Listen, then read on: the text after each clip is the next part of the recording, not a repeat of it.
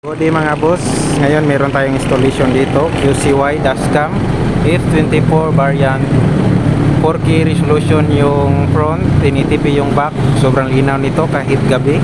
Dito sa Isuzu MU-X, from Sindangan pa to na client mga boss, pumunta siya dito, pakabit ng dashcam. Dito siya, tingnan natin. Ito mismo yung dashcam niya mga boss. As you can see, yung camera niya sa front, built-in Yan, ito yung display, naka-split. Meron tayong wire dito sa power supply at saka sa camera back.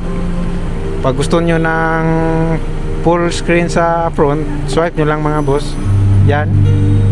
Pwede nyo din i-adjust yung camera nya dito. Dito lang, tsaka dito yung brightness. Ito yung full back nya, full back camera. Yan, sobrang linaw na nito mga boss kahit gabi, klarong klaro. Dito tayo sa settings. Ito yung settings niya mga boss. Yan, ang meron na din itong parking guard feature.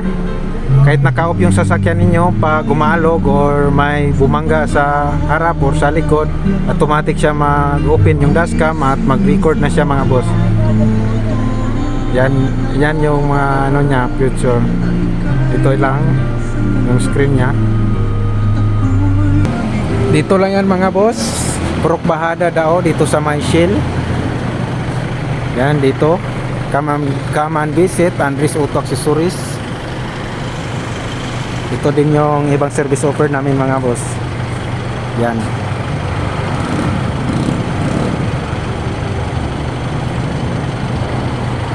Yun lang mga boss, maraming salamat.